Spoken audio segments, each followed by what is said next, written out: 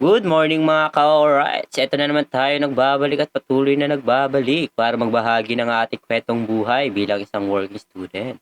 Naging tambayan na nga namin ng aking mga kabaro ang catering dahil alam namin na dito mahahasa ang aming kakayahan. At isa na rin ito sa nakakatulong sa aming pag-aaral dahil ayaw naman namin umasa habang buhay sa aming mga magulang. Kaya mas pinipili naming sumugal at tumaya para masanay at mahubog ang aming mga kakayahan.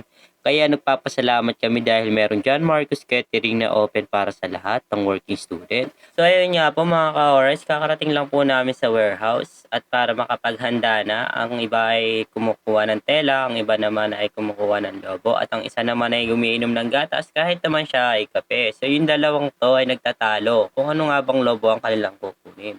Silver ba o gold? Kaya sila yung dalawa yung nagtataranta, nagtatalo ang magkuya. Ay wala tayong magagawa, di ba?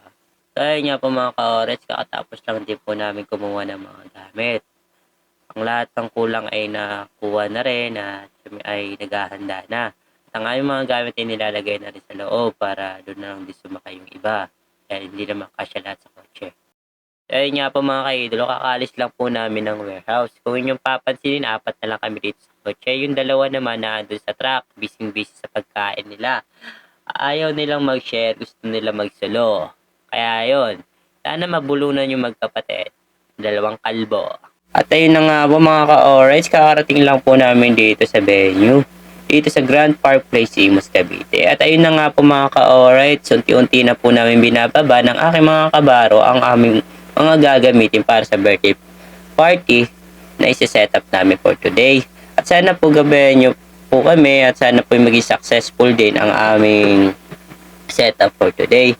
Masaya at nag-enjoy naman ng tropa pag nagbubuhat. Dahil yun naman talaga ang aming paraan para hindi kami mapagod. Ang pagkukwentuhan habang nagtatrabaho. At dahil doon nga kami masaya at sana ganun din kayo. Mahalin ang trabaho, pantumagal tayo sa ating mga trabaho. At para din mahasa ang ating mga skills, communication skills, kung paano mahaba tayo humarap sa mga tao. At pagiging very professional kapag ang nasa harap na natin ang mga client natin. So, ayun nga po, kung titingnan nyo naman po, yung ating maitim na tao, namumuti. Sa mga nagtatanong kung bakit namin ito pinasok, ang aking mga kabaro, isa lang naman ang aming mga dahilan, mga ka-alrights. Ang masuportahan ng aming mga pag-aaral at makatulong din sa aming pamilya habang kami ay nag-aaral. Time management lang, kumbaga. Kailangan namin tatagan ng aming sarili upang makayanan namin lahat ng challenge na ibinibigay sa amin, Lord. At alam kong ganun ka rin. Sabi nga nila, di ba? Kapag alam mo hindi mo kaya, ipahinga mo lang. Dahil alam naman natin at alam mo rin naman sa iyong sarili na wala naman binibigay na challenge si Lord na hindi mo kaya. Kaya sabi nga nila, try and try until you succeed. Kaya nga kami mga idol ay naandito sa catering. Dahil kaya kami pumasok dito para masuportahan din ang aming pag-aaral dahil kami lahat ay nasa private school. Kaya po, pasok din kami dito dahil alam namin malaki ang kitaan dito at nakakapag-ipon kami at nabibili namin ng malaya ang aming mga gustong bilhin.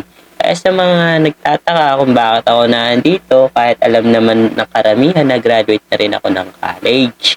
Pero nandito ako dahil sa kadahilan ng gusto kong kumuha ng pera pang requirements dahil ayoko namang humingi ng pera sa aking mga magulang. Gusto ko sarili kong pera ang ginagamit ko pang requirements. So ayun nga po mga kaidolo. Patapos na rin po ang aming setup. So ayun nga po, nakikita nyo naman po. Kanya-kanya kami ng gawa. At kung titingnan nyo po, yung isa, inaabot na naman ng pagkatopak si Kalbo. So ayun nga po mga kaidolo. So ayun nga po mga ka-alright, kakatapos lang din po namin ang aming setup. So ipapakita ko po sa inyo ang aming final setup. So ayun nga po mga ka-alright, gusto po kami sa aming setup para sa birthday party ni Baby Faye. So hayaan nyo po sana kung ipakilala ang aking mga kasamahan. Ang una sa listahan ay si Kapitan Joseph Labantino, Vice Captain Cedric Rosas, Vice Captain Chris James Gonzalez, Adol Diosio Daryl Sabedoria, AJ Adubalan, at ang huli ay ako, Chomel de Feliz, but you call me baby.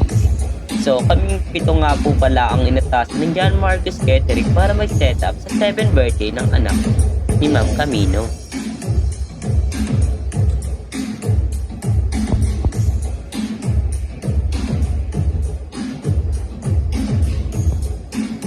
Yun nga mga ka-Orites, kung inyong papansinin, napakagwapong bata ni Brain.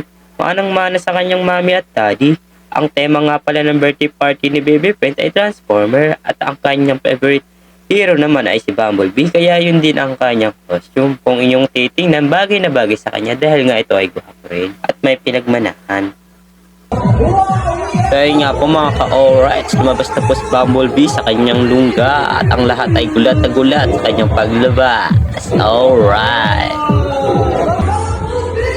At ayun na nga po mga ka-Orites, lumabas na po ang mga bida sa Transformer na si Optimus at saka si Bumblebee, ang kanyang tatay at ang kanyang tito.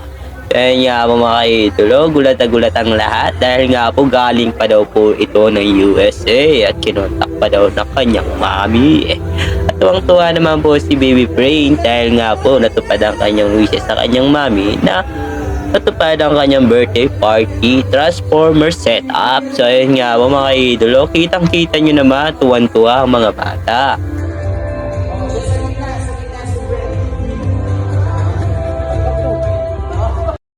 At yun nga po mga ka-Orites, dito na po magtatapos ang ating munting palabas. At bago ang lahat, kung di ka pa nakapag-subscribe sa aking YouTube channel, baka naman i-click mo na yung notification bell para updated ka lagi sa aking mga video ilalabas. At huwag mo sanang kalimutan mag-iwan ng short message. At pakishare na lang din po ng video sa iyong mga kakilala, baka may gusto sa kanilang magpabook para sa kanilang birthday party. Sana okay lang mga ka-Orites. Sa mga nagtatanong naman kung saan pwede magpabook, ilalagay ko na lang po sa comment section yung link para mapunta kayo sa page ng John Marcos Catering. Yun lang po. Salamat.